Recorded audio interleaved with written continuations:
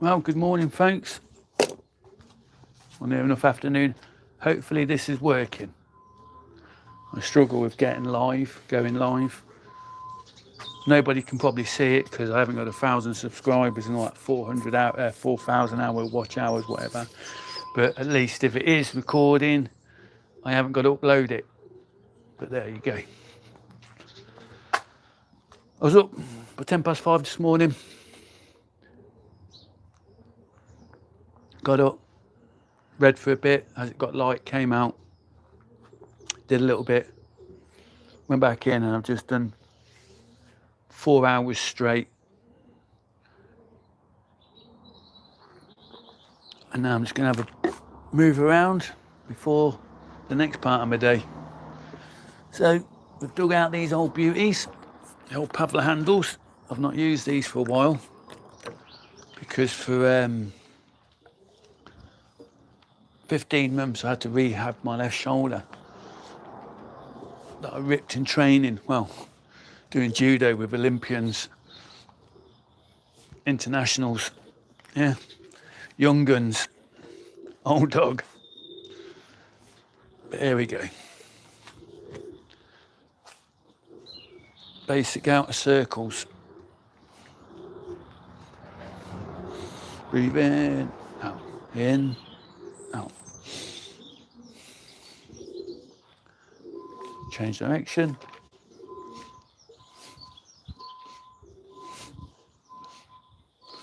The body moves within circles. Doesn't just work in the horizontal and vertical plane.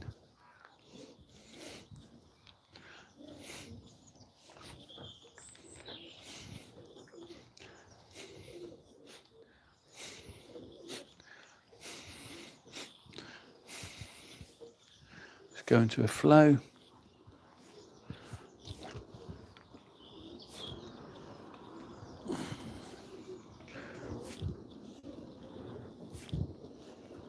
Makes a change for the sun to be out, even though it is cloudy.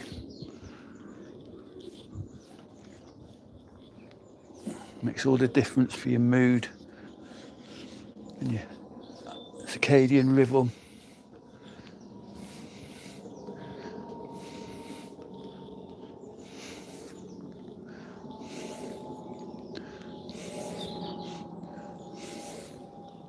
Indian clubs. Ancient training for warriors.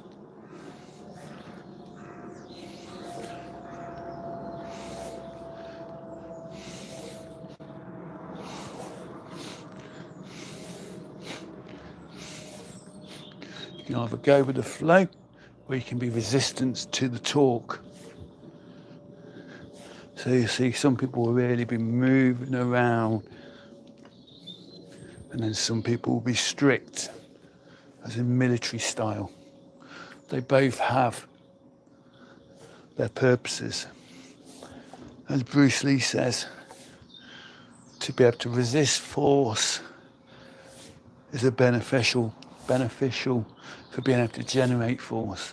So when you're strict, you're resisting the pull of the weight of the inertia, but then you can also flow with the inertia and throw it and move it and adapt it. And what you're learning is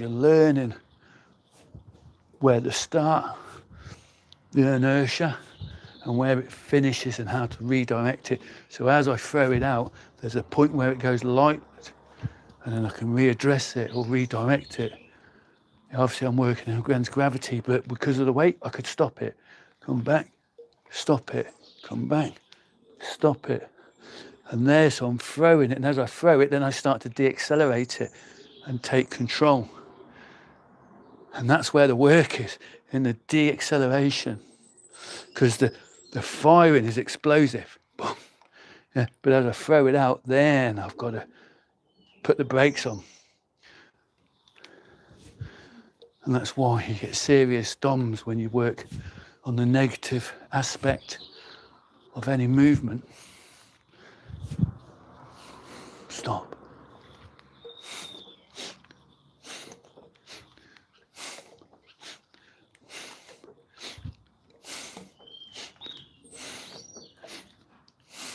So there's more work in doing that than in doing that. Because I'm throwing it and then I'm just receiving it. Throwing it, receiving. So the only actual work is there, and then I'm guiding it.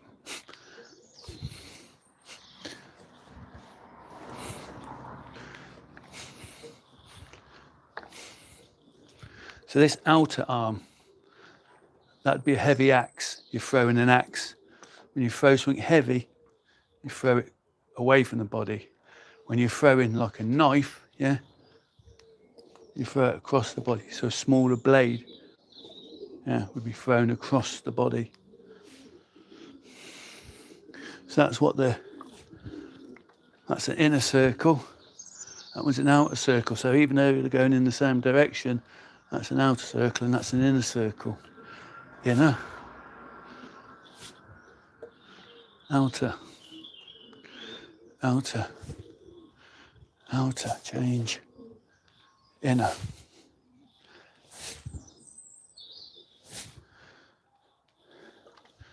That there's a shield movement, shield, because that'd be your shield. Shield, and that's a cast. Cast, because like a fishing rod, you're casting it away and you're shielding, defending. So you got your shield on your outer arm and your weapon on the inner side. So you can imagine shield, cut, shield, cut, shield, cut, or strike if you want to use strike. So it was a blunt instrument. Yeah. So that's why we have our casting motions and our shielding motions.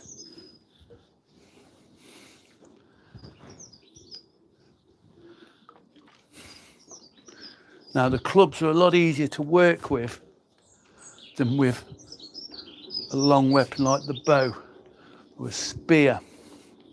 And that's because you've got no tail. And what I mean by the tail is, when I'm working with a bow, yeah, when I'm throwing it out, you see I've got this tail I have to deal with. Yeah, if it's not in the right position, it will hit me or get stuck. Yeah. So I always have to deal with the tail, and that's why if you learn how to use the bow or a long weapon, yeah, short weapons are a lot easier.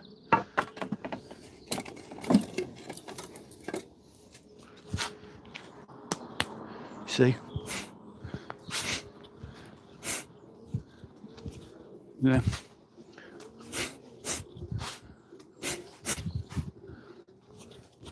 Yeah, short weapon.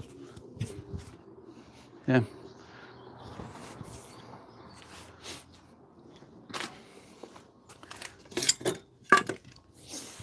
How it ties into your throwing. Yeah. There's that explosiveness. I'm throwing something out. Yeah. All that happening is there. Obviously, you haven't got the extension. Yeah. But that's where the explosive power comes from. It's called neurodrive. It's the signal that sends from the mind to the muscles, and how explosive there is, how much surge, how much current goes through the nerves into the muscle to create the explosion, the action, potential action. And that's why, I mean, these are only 1 kilo. Yeah. So, but when people pick them up and they've never used them, they're like, phew, they feel a lot heavier than 1 kilo. And that's because obviously they've not got a small centre of mass over a larger area. And then taking in the rotational force and the torque. Yeah. And then obviously small joint activation, so you can work with the wrists. Yeah.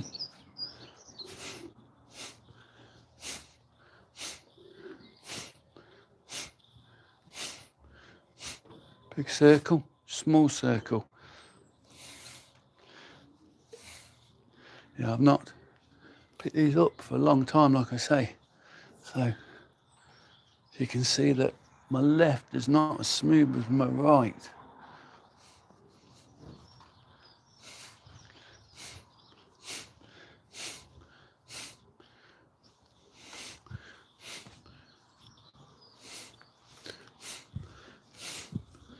Some people are really artistic. Oh, that's one nice thing about these and all. And that's why the people that invented these and developed these, they did tests with children. Yeah, because they were a lot safer to work with. But also, they did all the tests. Because you're crossing the centre line, they did a 6-month study with people who have Alzheimer's. And they found that they had a dramatical increase in their control within their body because they practiced using the clubs. Therefore, the brain was able to rewire and adapt, because anything that comes across the centre line, you're changing hemispheres from left to right hemisphere. So, okay, you've got the muscular effects that's going on, and the strength and the endurance and the coordination. But it's that processing to create that coordination that the brain adapts. So when they did the push test, and that's where they'd just stand still, and then somebody would give them a push, and how quick it would take them to regain their posture. They measured that, and over the 6-month period, there was a definite increase in how quick they regain their posture. And that's what also happens with people as they get older. We lose our reaction time. So when we trip, we don't catch ourselves. So you've got to remember, locomotion, walking, is this constant state of falling and catching, falling and catching. That's what walking is. That's what running is.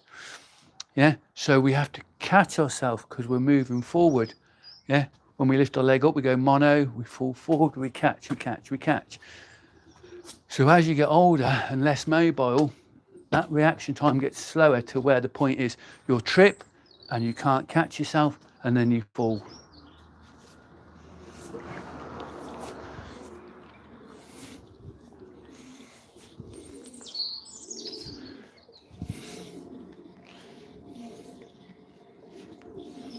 Because I'm self-taught with the clubs, and I came across something again when I did the kettlebells in '98. I'm self-taught, so I have my own, as someone said, I have my own spin on the way I do things, and I teach things. Because I just learn, as I do with everything, I learn from doing, from flowing, from feeling what's going on. And if something ain't working right, if something ain't smooth, I look into it within and how it feels, and then I put my logic into it and say, right, okay, what's happening and what isn't happening, and what do I need to do to smooth off the edges? And that's where practice comes in. The more you practice, the faster you fail. Same in business. The faster that you fail, the faster you learn. And the more failures you have, the quicker you are getting to success. But in society, we're taught at school to fear failure. Get it right. So then when people come to open up their own businesses, start their own businesses, go out on their own, become their own boss, they're scared of failing because of the negative connotations, the negative emotions, the negative narrative around failing and what other people will say. And it doesn't really matter. It doesn't matter. As Chris Williams says, from Modern Wisdom, in 3 generations, nobody will remember you. You never walked this earth. Yeah. So all those people that stopped you, or how you believe that they're stopping you from living your life, it doesn't matter. Go out and live your life. do what you want to do. Better regret what you did than regret what you didn't do.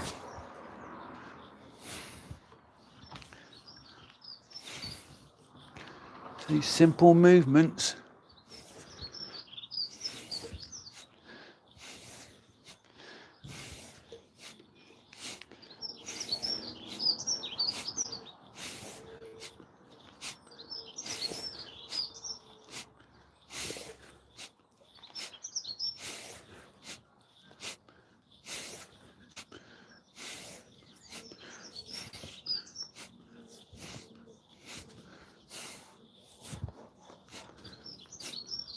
so I haven't picked them up for a long time.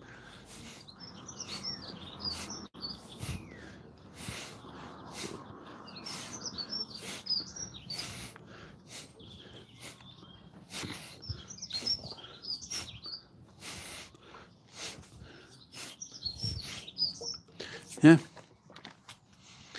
they're a kilo a piece. This one's 10.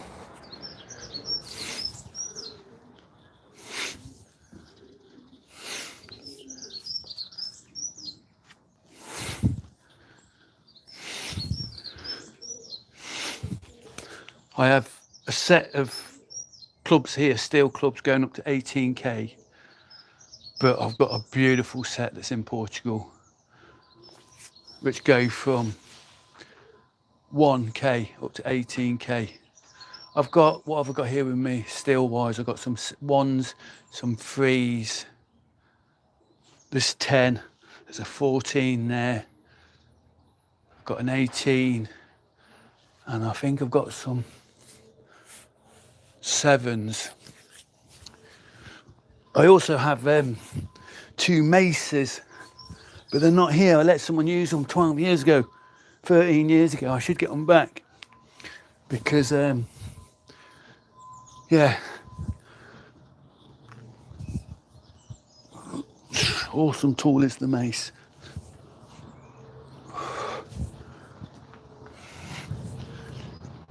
You see, so I'm catching the weight, I'm throwing the weight, and because it's a lot heavier, I have to go with it and then resist it, go with it, slow it down. I have to control the weight. You ain't got the strength to stop it out here. The force is too much. Yeah.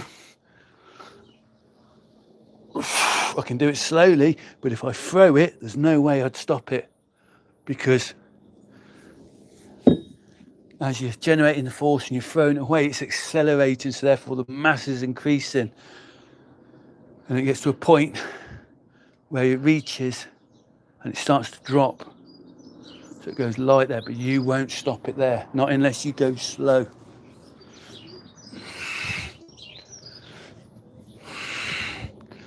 Because you can just imagine how much force is on your rotor cuffs and on those small grips, those small muscle groups.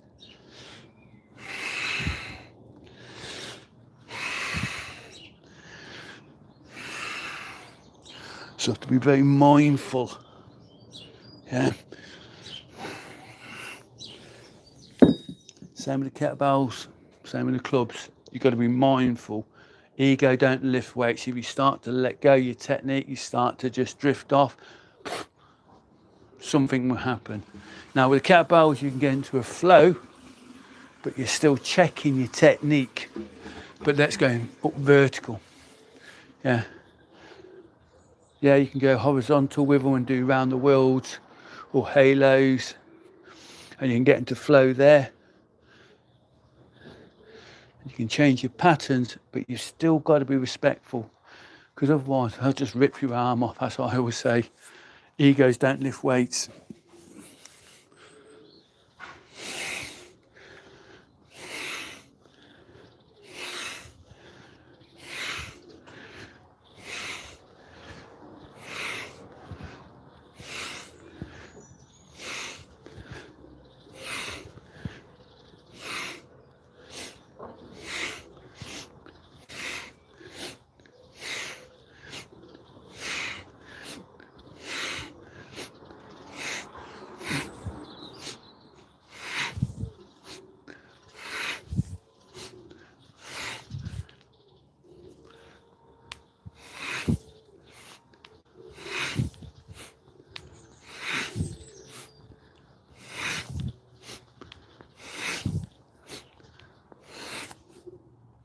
Yeah.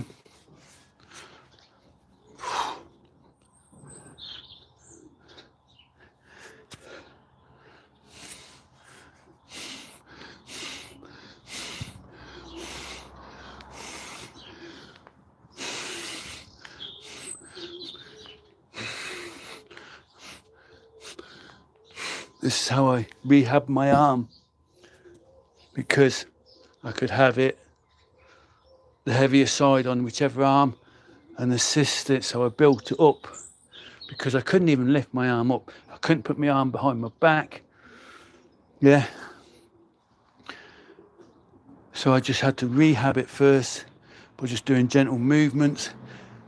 Yeah.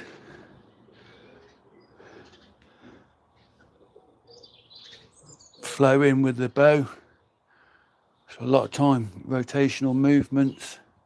And then as the nerve reflex eased off and the defense mechanisms within my body were realizing that, yeah, I could go a little bit further, a little bit further, a little bit further.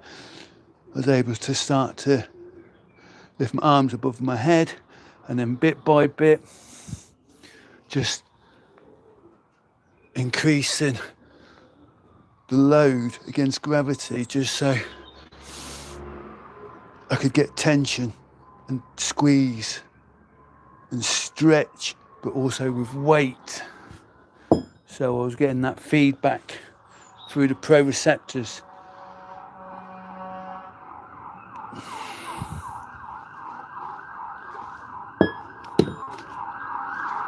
So what's going on?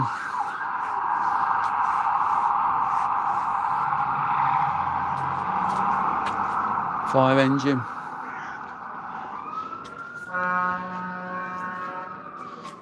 But if I had just one tool, it's my bow. Because with this one tool, I can take what I need and I can defend what I have. And as I say, the green end is, so you know, that's for the ground. The top end is the sharp end, that's where your blade goes. So it becomes a long spear or cutting device, yeah? So your movements, you're cutting, you're hitting, yeah? You're spearing, yeah? Blunt, sharp.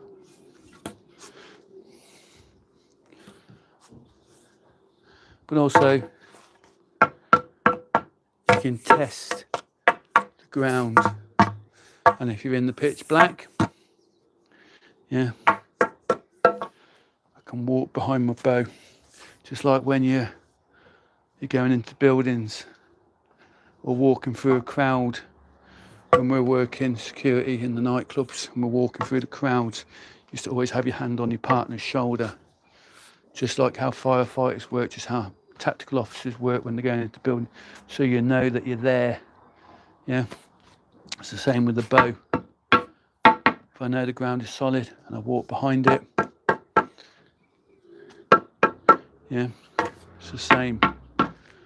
So even if I was blindfolded, and that's why the blind see what the seeing don't see, I can work behind it. And there's my radar. So you look at the two patterns. There's your radar pattern. There's your sonar. Yeah.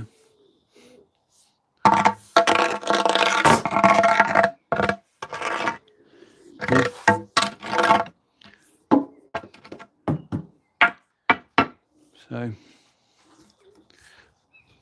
it's more than just a stick. It's a shield. It's a weapon. It's an aid. Yeah. It's a stabilizer.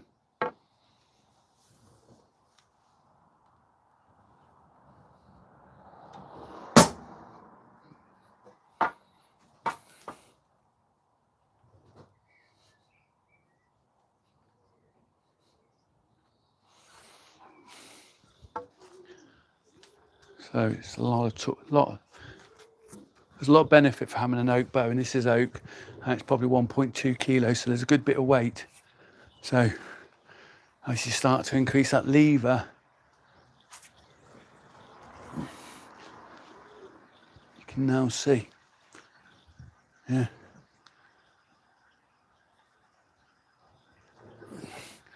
how much resistance against the weight and the torque.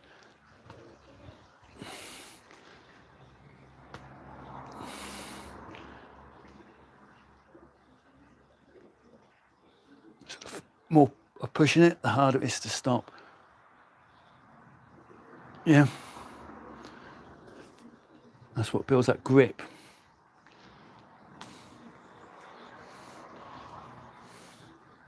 So when you make it easier, this is what's known as choking. You're choking the weight. That's easier than that. And then I can just keep increasing the torque.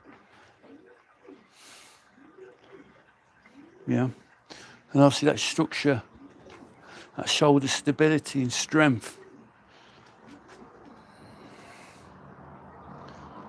Isometric. Yeah. It's tough.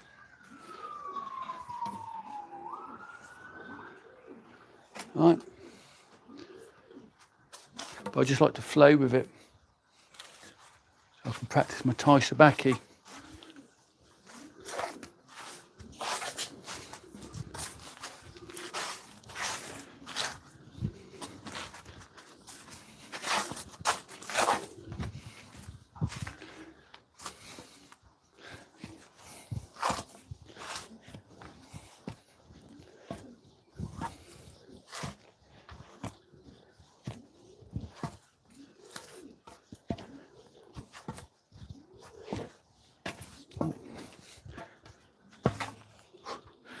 See the marks there, cuts.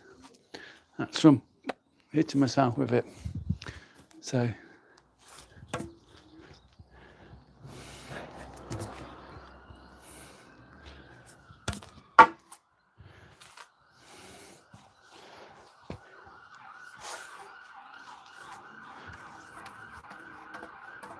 hand speed reaction. Yeah.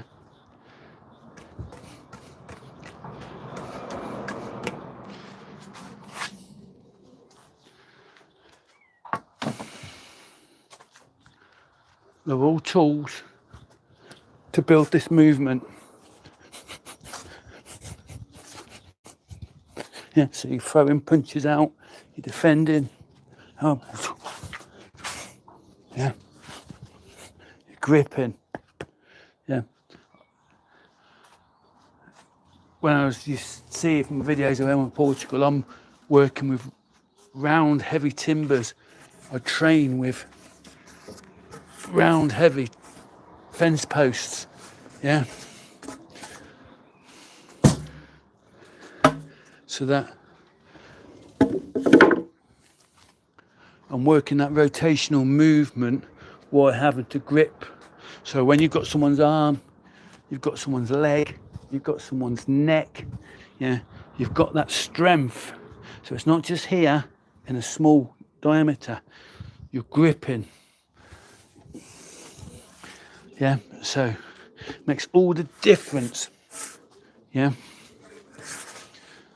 So then when you're fighting someone, you're gripping someone, you've got that grip for in the clothing, in the t-shirts, yeah, or on the flesh, yeah.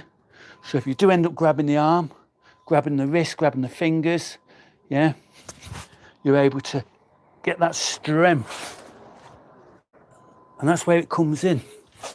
So you've got that strength within the structure. So as they're pushing and pulling, they're trying to get their arm out or trying to get their leg out or trying to pull their head out or their whatever, yeah, you're used to that force, because when you're throwing them kettlebells around, when you're throwing those clubs around, yeah, that's just force moving away from your center line, yeah, and you're connected through your extremities, through your hand, yeah. So that's what's happening, right? You're throwing that club away. You're throwing that club away. Now, it's no different if you're holding on to somebody and they're pulling away. Yeah. Remember what I said? You can either generate force or you can resist force. So instead of being pulled off balance, yeah, I can resist it and pull it back. Or as it pulls me, yeah, and it overcomes my traction where I have to move forward, I'm able to move forward with the inertia, yeah, and still keep my posture where it's not pulling me off balance. Because when you're working with the clubs and with the bells and you're throwing the weight around, yeah, that's what it's teaching you, to go with it, yeah, but also in control. Yeah, this is an 8 kg. It's a small 8k, yeah. You see, I've got this grip, yeah, bottom up grip, yeah. I'm not just letting it fall. There's a difference, yeah. I'm actually controlling it. I'm gripping it.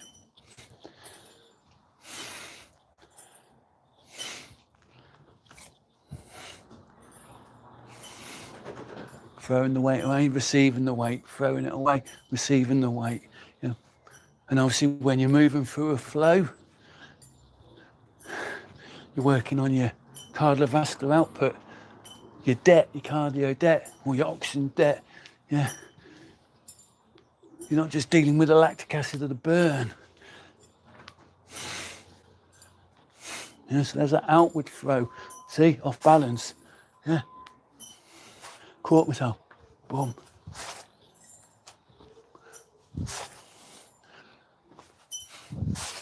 Yeah.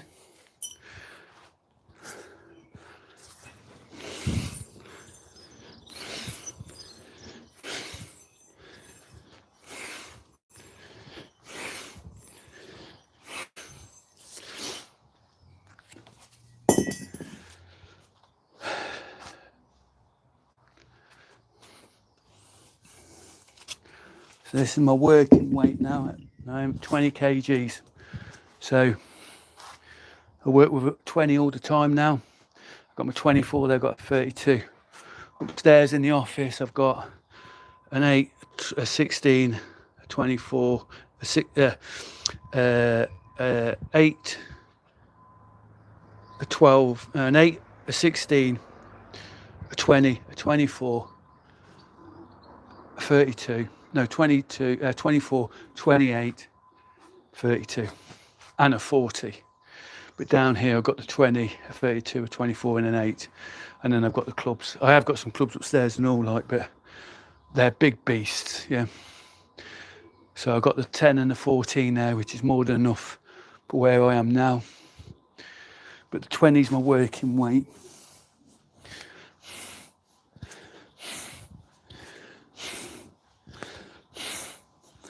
And the two variations you see here is from forward or from rotating.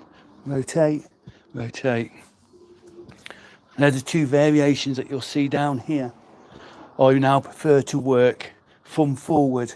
So that means as my elbow touches my torso, that forces me to receive it into the hips. And then I throw it back. Breathe in, out, in, out, in, out, in, out. But also there's a double pattern where I go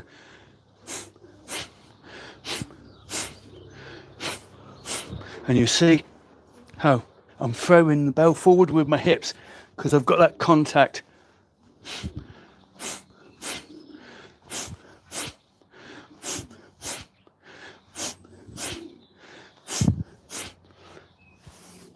And where I'm breathing there is I'm breathing out, I breathe in, as I get to there, I breathe out, I breathe in, I breathe out, I breathe in. So that period from there to there is where the bell is moving of its own velocity. So I'm able to breathe, and then I throw out. Yeah, so I'm breathing a lot quicker, a lot shorter, a lot quicker. So I'm flushing the lungs with oxygen. Yeah, just like a pump. Yeah, if it's a bigger movement, I breathe in there, I breathe out.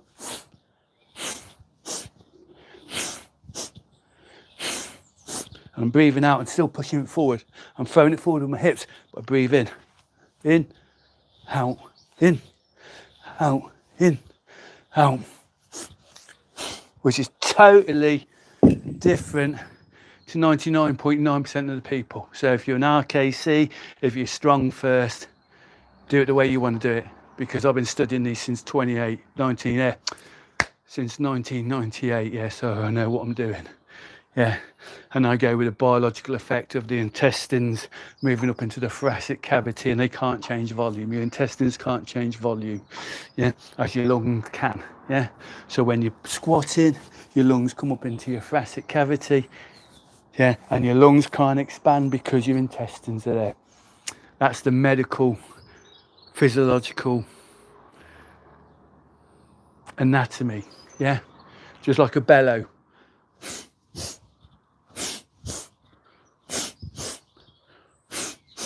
Yeah, so whenever I squat down, I breathe out. Whenever I bring my knee up, I breathe out. Because again, yeah, I'm forcing that air out. But then I receive, I breathe in. So out, in, out, in, out, yeah, in, out, yeah, in, out, in, out, in, out, in.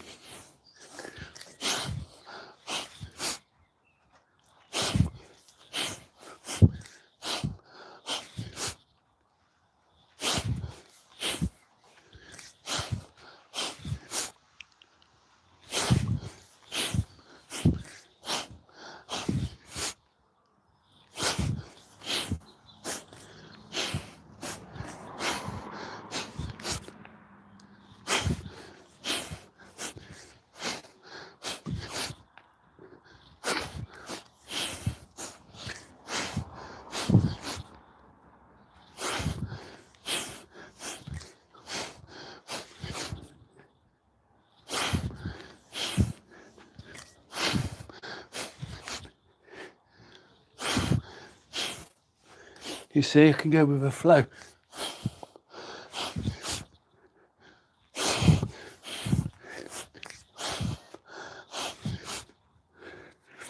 And that's where it's working your lungs, you're working your muscular endurance, yeah? And you can only go at your natural pace, which is your biorhythm, where your technique stays clean.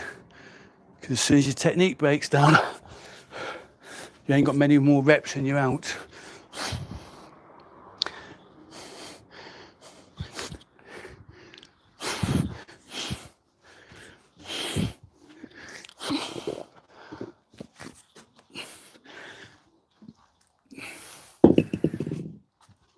There's my mum, 84 years old, 85 years old. She's waved to the world, man. Hey? She's waved to the world. Yeah. All right. That'll do. Get back on it. This.